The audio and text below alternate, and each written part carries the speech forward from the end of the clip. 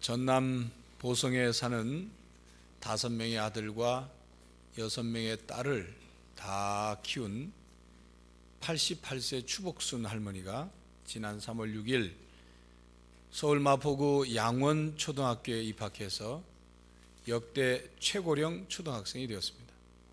양원초등학교는 작년에 개교한 한국 최초의 성인 대상 학력 인정 초등학교입니다.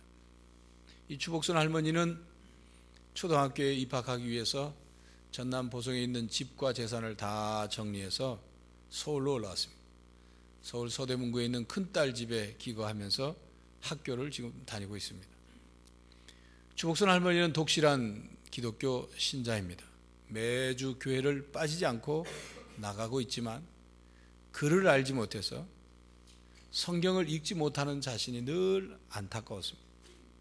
그래서 성경을 읽기 위해서 초등학교에 입학을 한 것입니다. 이제 증손자 증손녀와 함께 학생이 된 그 추복순 할머니는 글을 배울 수 있다는 생각, 그 기대에 아주 여러 가지 포부를 가지고 있습니다. 추복순 할머니의 1차 목표는 성경을 읽는 것이고 2차 목표는 운전면허를 따는 것이라 그렇게 포부를 밝혔습니다. 여러분이 추복순 할머니에 대해서 어떻게 생각하십니까? 88세 된 할머니 어떻게 생각하십니까? 대단하다고 생각하십니까? 아니면 연세가 88세인데 요단강 건너가실 날이 별로 많이 안 남은 것 같은데 뭘 그게 유난을 떠시나 그냥 사시다가 그 살던 곳에 사시다 그냥 가시지 그렇게 생각하십니까? 저는 이 추복순 할머니에 대해서 신문 기사로만 읽었습니다. 자세히 모릅니다. 그러나 제 생각엔 이 추복순 할머니는 진정한 그리스도인의 신앙의 모습을 보여주는 그런 어른이시다는 생각을 합니다. 몸은 늙고 겉사람은 낡아지지만 속사람을 날로 새롭게 하고자 하는 신앙인의 자세, 이 분명한 신앙인의 자세를 보여주고 있습니다. 현대인의 문제를 인도의 어느 철인이 이렇게 지적했습니다. 현대인들의 문제가 무엇이냐 하면 첫 번째는 공부를 안 한다는 것이다.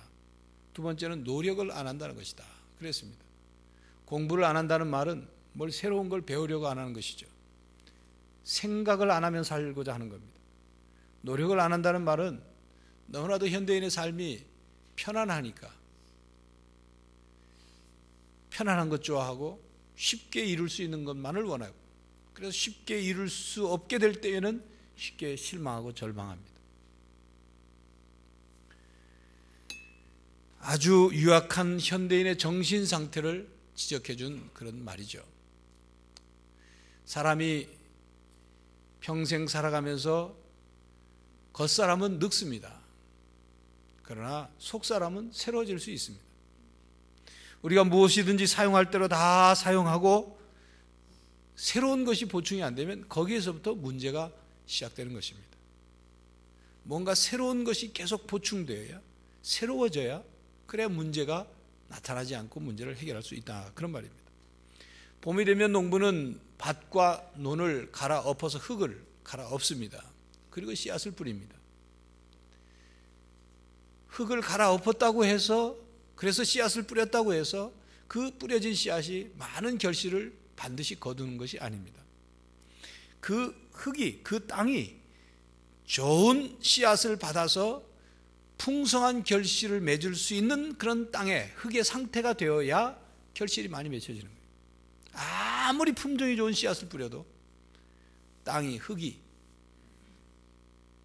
기름지지 못하면 땅이 힘을 잃게 되면 좋은 결실을 기대할 수 없습니다. 그래서 농부들은 거름을 주죠. 그러나 거름을 아무리 많이 준다고 하더라도 기본적으로 땅이 지력을 잃어버리면 땅의 힘을 잃어버리면 거름을 아무리 많이 줘도 좋은 결실을 풍성한 결실을 거둘 수 없습니다. 그래서 때가 되면 땅은 좀 쉬어줘야 되고 그리고 땅이 지력을 잃고 산성화된 땅이 됐을 경우는 다른 흙을 갖다가 객토를 해서 그 땅의 힘을 땅의 체질을 개선해 줘야 되는 것입니다. 사람도 마찬가지입니다, 여러분. 여러분, 체질이란 말 많이 들어보셨을 겁니다. 나는 무슨 체질이다, 나는 그 체질이 안 맞는다, 뭐 이런 얘기들 많이 하시죠. 사람의 체질은 아주 다양합니다. 여러분, 물이 다 똑같은 물이지만 물 맛이 각각 다르듯이 사람의 체질도 각각 다릅니다. 그래서 뭐 사상 체질이 뭐 어떻고 얘기를 하죠. 4종류의 체질로 구분을 한다는 얘기를 합니다.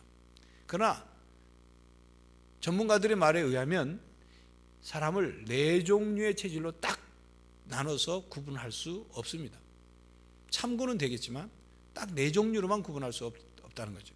중요한 것은 그 사람의 체질이 건강한 체질이냐 아니면 건강치 못한 체질이냐, 그게 중요하다는 말이죠. 어떤 체질이든 간에 건강하냐 건강하지 않냐, 건강한 체질이나 건강치 못한 체질, 그게 중요하단 말이에요. 우리 몸의 체질이 건강한 체질이 되면 외부에서 병균이 침입해 들어왔을 때 그것을 이겨냅니다. 내부에서 생겨난 그런 그 병도 스스로 치유할 수 있는 힘이 있는 것입니다. 그게 건강한 체질이에요. 이런 건강한 사람의 체질을 우리는 약알칼리성 체질이라 그렇게 얘기를 한다고 합니다. 그러나 반대로 병에 잘 걸리는 사람, 툭 하면 감기 잘 걸리고 툭 하면 병에 잘 걸리는 사람, 이런 사람을 산성 체질이라 그렇게 말한다고 합니다. 몸이 산성화가 되어서 몸의 면역력이 떨어진 거예요. 몸에 원기가 없는 겁니다. 쉽게 필요로 합니다. 병균이 침입했을 때 그것을 이겨낼 힘이 부족한 거죠. 그래서 그런 사람들을 체질을 개선해야, 약알칼리성의 체질로 바꿔줘야, 산성 체질을 바꿔줘야, 약알칼리성 체질로 바꿔줘야 건강한 체질이 될 수 있다, 그런 얘기입니다. 체질을 개선한다는 말은 잘못된 체질을 만드셨어요. 그것을 표준 체질이라 혹은 정상 체질이라 혹은 건강한 체질이라 그렇게 일컬을 수 있습니다. 그런데 왜 이런 체질들이 건강치 못한 체질로 바뀌었느냐? 크게 3가지의 원인에 의해서 그렇게 체질이 바뀌었다, 그렇게 말을 합니다. 첫 번째는 식생활 습관이죠. 잘못 먹는 겁니다.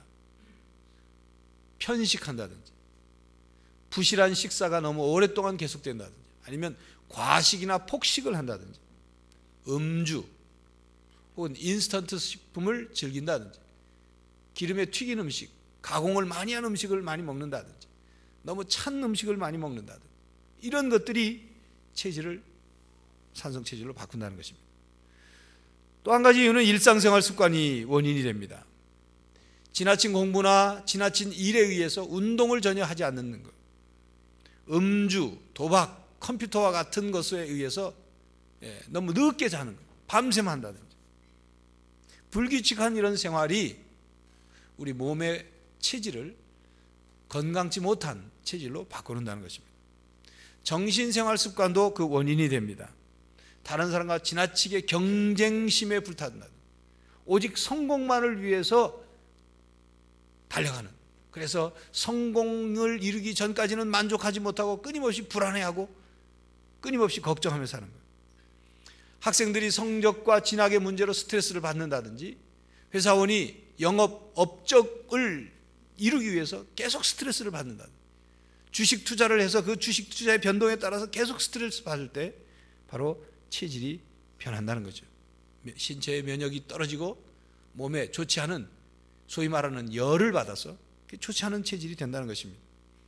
그래서 피로도 쉽게 느끼고 감기도 잘 걸리고 만성병을 가지게 됩니다.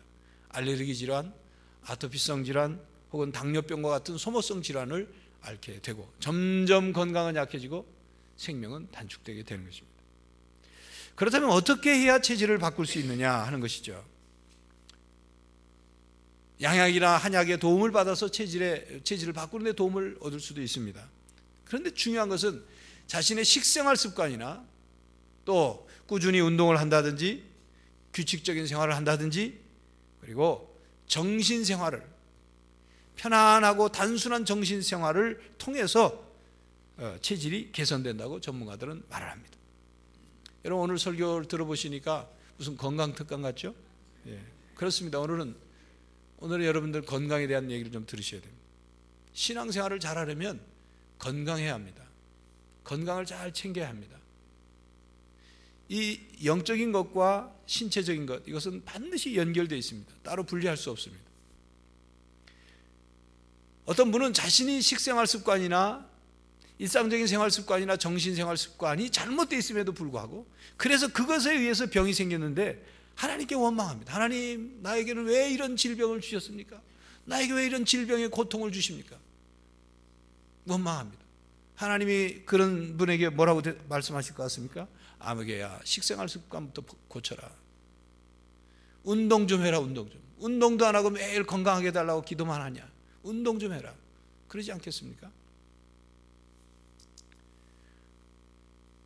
우리의 영적인 상태와 신체적인 상태, 정신적인 상태는 반드시 연결이 되어 있습니다. 그래서 육체적인 건강과 정신적인 건강과 영적인 건강은 아주 밀접한 관계에 있기 때문에 우리의 신체적인 체질을 개선하듯 우리도 영적인 체질을 개선하지 않으면 근본적인 문제가 해결되지 않는 것입니다.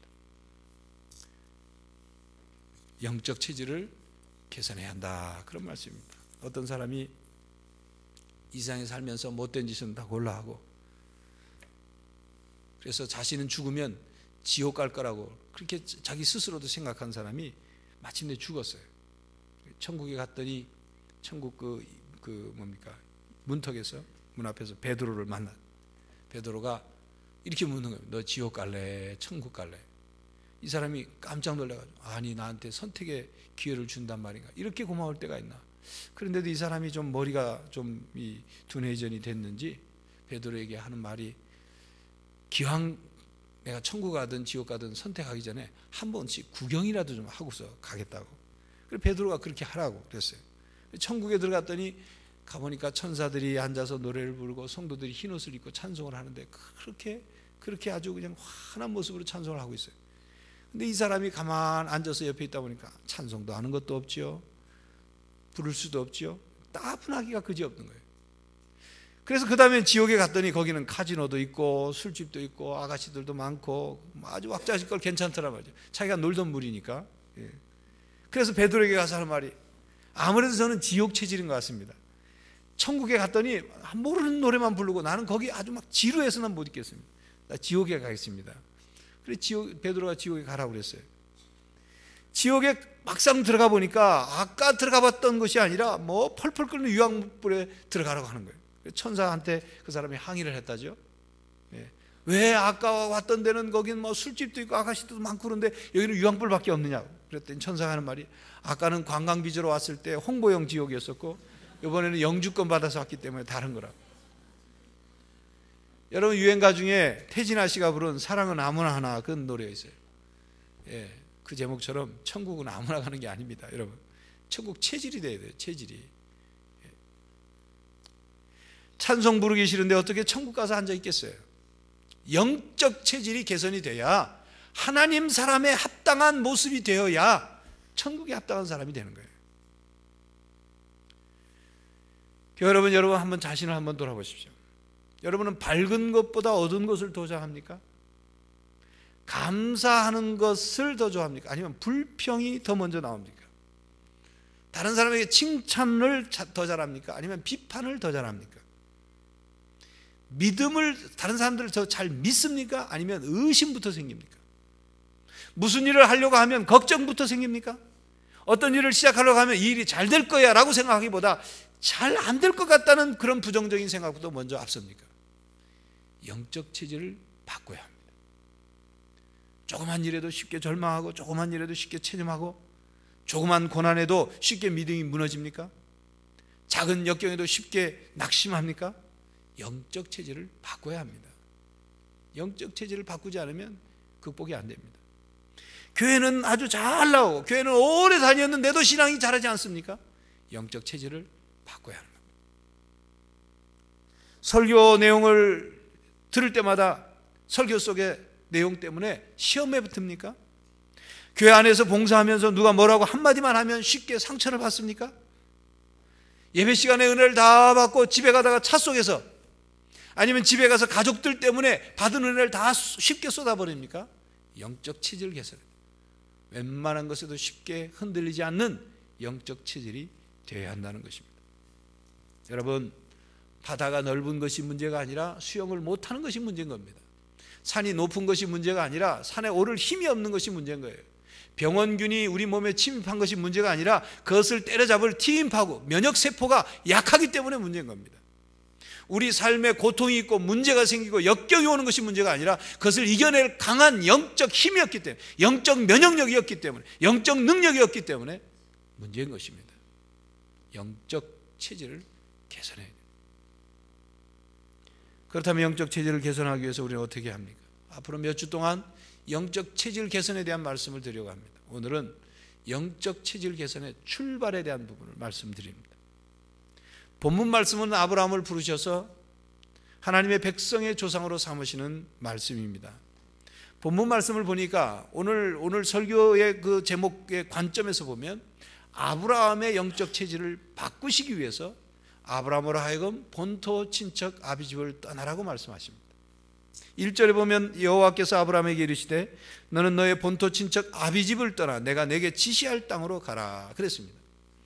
아브라함이 살고 있던 땅, 그 본토 친척 아비집은 내려오는 말에 의하면 그 아버지가 우상을 만들어서 파는 사람이었습니다. 온갖 우상과 미신적인 것이 가득한 땅이었습니다. 그곳에 그냥 아브라함을 두었다가는 아브라함이 하나님을 제대로 믿을 수도 없고 신앙이 자랄 수도 없기 때문에, 다른 말로 하면 영적 체질이 제대로 강하게 형성될 수 없기 때문에 아브라함을 하여금 본토 친척 아비집을 떠나라고 했습니다. 2절 3절에 보면 아브라함을 선택해서 그를 복의 근원이 되게 하시고, 아브라함을 통해서 아브라함을 누가 축복하면 그도 복을 받고 아브라함을 저주하면 저주받는 정말 복의 열쇠를 쥐고 있는 사람으로 하나님이 아브라함을 만드시고자 하십니다. 바로 우리도 하나님이 그렇게 만드시기를 원하셔요. 이 아브라함이 복의 근원이 되기 위해서는 살던 곳을 떠나지 않고서는, 버리고 새로운 삶으로 시작하지 않고서는 영적 체질이 개선이 안 되기 때문에, 복의 근원이 될 수 없기 때문에 하나님은 그를 떠나라고 하신 거예요. 그러나 이 아브라함이 떠나는 것, 이것은 보통 모험이 아닙니다. 목숨을 건 모험이에요. 그 당시 부족사회에서 다른 지역으로 삶의 자리를 옮긴다는 것은 먼저 그 다른 지역에 살고 있는 사람들과의 대립과 갈등과 전쟁과 살인, 죽이는 그런 일들을 각오해야 하는 그런 일이었어요. 그럼에도 불구하고 아브라함은 떠났습니다. 새로운 것을 향해서 떠났어요. 하나님의 약속을 이루기 위해서 떠났습니다. 이것이 바로 영적 체질의 출발입니다. 체질 개선의 출발이에요. 여러분, 아브라함의 손자인 야곱, 아브라함의 아들 이삭, 이삭의 아들 야곱이죠. 야곱이 형을 속이고 아버지를 속이고 형의 복수가 두려워서 집을 도망치듯 도망갑니다. 그래서 외삼촌 라반의 집을 갑니다. 바로 이 관점, 야곱이 어머니 리브가의 치마폭 속에서만 그냥 있었다면 야곱이 될 수 없었어요. 야곱이 그러한 일로 집을 떠나서 외삼촌 집과 그리고 삶의 여정을 통해서 외로움과 그리고 막막함 그리고 수많은 어려움과 고난을 그리고 그것들을 만나면서 하나님을 경험함으로 그가 자기 중심적이고 탐욕적인 그런 체질이 하나님 중심의 체질로 바뀌게 된 것입니다. 떠났을 때. 교회 여러분, 영적 체질을 개선하기 위해서 떠나야 할 것이 무엇이 있습니까? 버려야 할 것이 무엇이 있습니까? 벗어 던져야 할 것이 무엇이 있습니까? 먼저 죄에서 떠나야 합니다. 에스겔서 18장 30절 31절에 이렇게 말씀합니다. 나 주 여호와가 말하노라 너희는 돌이켜 회개하고 모든 죄에서 떠날지어다. 그리한즉 죄악이 너희를 패망케 아니하리라. 너희는 범한 모든 죄악을 버리고 마음과 영을 새롭게 할지어다. 이렇게 말씀합니다. 지은 죄에서 떠나야 되는 거예요. 모든 악한 것에서부터 떠나야 하는 것입니다. 죄는 우리의 영혼을 죽일 뿐만 아니라 우리의 정신과 육체에게 질병을 가져다 줍니다. 여러분, 병원군 자체에만 문제가 있는 것이 아니라 우리의 영적 상태가 병들어 있기 때문에 우리의 정신과 우리의 육체가 병드는 거예요. 죄에서 떠나야 합니다. 지은 죄를 청산해야 돼요. 의정부에 사는 한 젊은 남자가 서울에 있는 대형 책방인 교보문고에 어느 날 봉투에다 편지를 써서 돈을 10,000원짜리 몇 장을 넣어서 보냈습니다. 그 편지의 내용은 이겁니다. 자기가 너무 어렵고 가난한 젊은 시절에 청년 때 자기 형수가 아이를 낳게 됐는데 그 형수에게 선물할 책을 그냥 몰래 훔쳐갔다는 거예요. 책을 꼭 선물하고 싶었는데 돈이 없으니까. 그리고 나서 지금 와서 생각해 보니 한 아이의 아빠가 됐고, 지금 와서 생각하면 그게 잘못된 일인 걸 생각. 그래서 그때 책값을 요즘 돈으로 환산해서 자기의 잘못을 뉘우치고 용서해 달라는 뜻의 편지를 써서 보냈습니다. 방송에 공개가 됐어요. 그 젊은 남자는 한 아이의 아빠로서 뿐만이 아니라 그가 예수를 믿고 그리스도인이 된 후에 신앙의 양심으로 과거에 범한 죄를 그냥 덮어둘 수 없었다는 거죠. 그래서 과거의 죄까지 청산하기 위해서 그렇게 했다는 것입니다. 여러분, 바로 이것입니다. 우리는 지은 죄를 놓고 하나님 앞에 용서받았으면 모든 게 다 끝났다고 생각하는데 그것만이 전부가 아니에요. 사람에게도 용서를 빌어야 되는 거예요. 그래야 죄가 청산이 되는 것입니다. 우리의 모든 죄악을 버리고 과거에 지은 죄악들을 떠나려고 할 때, 그래야 우리의 마음과 영이 새로운 것으로 채워지는 것입니다. 바로 이것이 영적 체질 개선의 첫 출발입니다.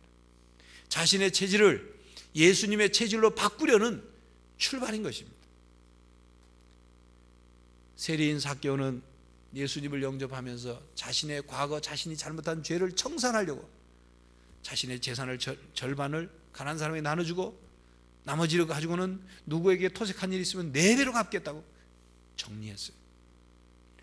아프리카에서 노예를 판 노예 상인인 존 뉴턴이라는 사람은 그가 예수 그리스도를 믿고 난 다음에 노예를 잡아다가 파는 일이 엄청난 수입이 됨에도 불구하고 그 일을 정리했어요. 그리고 그가 찬송가 가사를 적었어요. 나 같은 죄인 살리신 주 은혜 놀라와. 405장 찬송 가사를 존 뉴턴이라는 사람이 작사한 것입니다.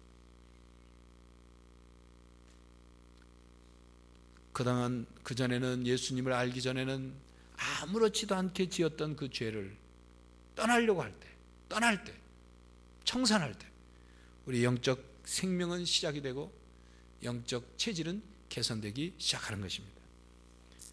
그 다음은 우리가 옛 습관을 버려야 합니다. 아브라함은 고향을 떠나면서 옛 습관과 단절될 수 있었습니다. 우상을 섬기고 하나님이 싫어하는 일들을 행하던 모든 습관들을 정리할 수 있었습니다. 에베소 4장 22절에서 24절에 이렇게 말씀합니다. 너희는 유혹의 욕심을 따라 썩어져가는 구습을 쫓는 옛사람을 벗어버리고 오직 심령으로 새롭게 되어 하나님을 따라 의와 진리의 거룩함으로 지으심을 받은 새 사람을 입으라. 썩어져가는 구습을 쫓는 옛사람을 벗어버리라 그랬어요. 옛 습관을 벗어버리는 것입니다. 벗어버리지 않고서는 새 옷을 입을 수가 없습니다. 벗어버리지 않고 새 옷을 입어야 모양새가 나지 않습니다. 그릇 안에 담겨있는 옛 것을 비워버리지 않고서는 새 것을 담을 수가 없습니다.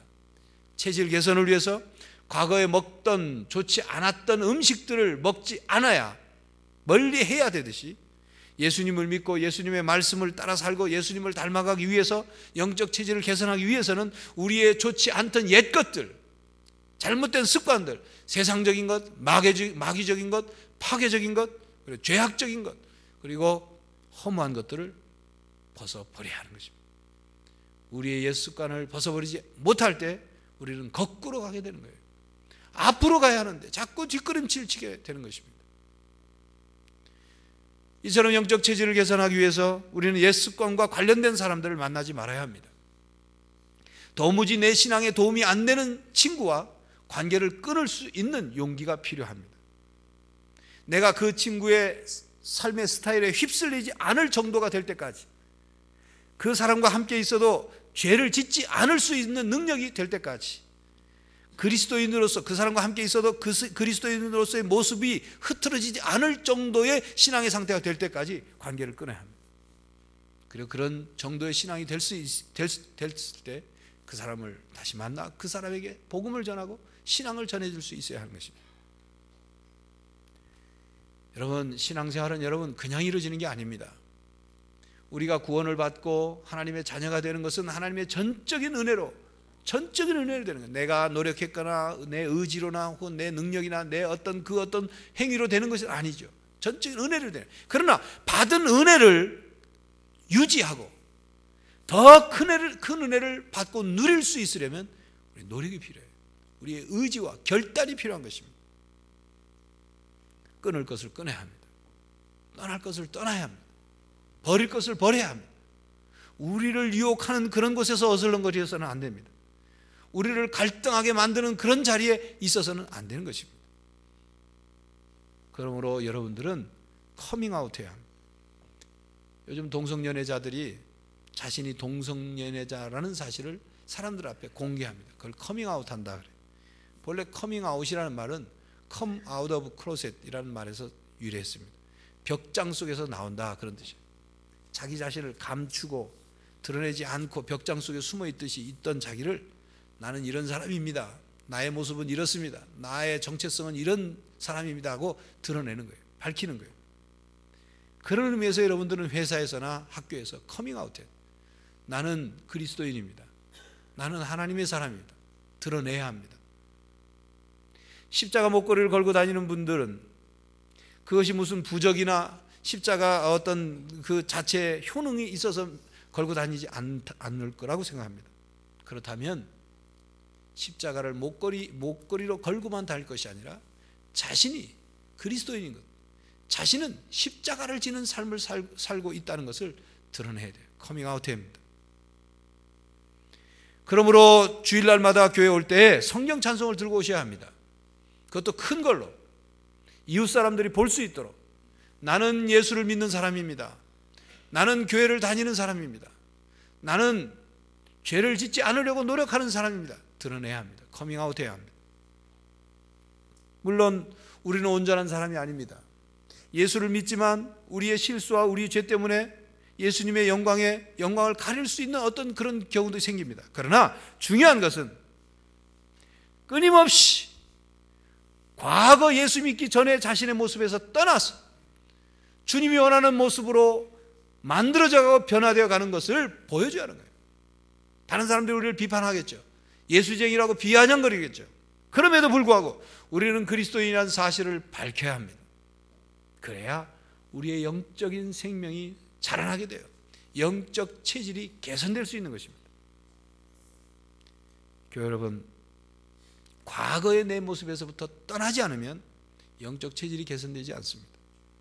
영적 체질이 개선되지 않으면 우리의 신앙은 자라지 않습니다. 우리의 신앙이 자라지 않으면 우리의 신앙은 힘이 없고, 신앙으로, 영적인 힘으로 자신의 삶의 문제를 해결하고 극복할 수 없는 것입니다. 옛날로 돌아가지 마십시오. 왜 자꾸 멸망하는 소돔성을 뒤돌아봤던, 그래서 소금 기둥이 됐던 롯의 아내처럼 왜 자꾸 뒤를 돌아다봅니까? 왜 거꾸로 갑니까? 왜 과거를 떠나지 못합니까? 왜 죄악을 떠나지 못합니까? 왜 옛 습관을 버리지 못합니까? 영적 체질을 개선하십시오. 영적 체질을 개선해서 영적인 힘과 능력을 키워야 이 땅을 행복하게 살 수 있습니다. 이 고통 많은 이 세상을 이기면서 살 수 있어요. 이 세상을 변화시키며 아름답게 만드는 사람이 될 수 있습니다. 영적 체질을 개선해 나감으로 하나님께서 여러분에게 주신 귀한 복을 받아 누리는 성도들이 되시기를 간절히 바랍니다. 기도하겠습니다. 하나님, 우리는 어찌 매일 연약하고 쉽게 영적으로 지치고 쉽게 믿음이 흔들리는지요. 주님, 이 모습 이대로는 아니라고 생각합니다. 주님, 우리의 모습을 바꾸게 하여 주시옵소서. 영적인 체질을 개선하게 하여 주시옵소서. 죄악을 떠나가게 하시고 옛 습관을 버리게 하시고 과거에서부터 떠나오는, 그래서 새로운 신앙의 삶을 살아가는 성도들이 되게 하여 주시옵소서. 예수 그리스도의 이름으로 기도하옵나이다. 아멘.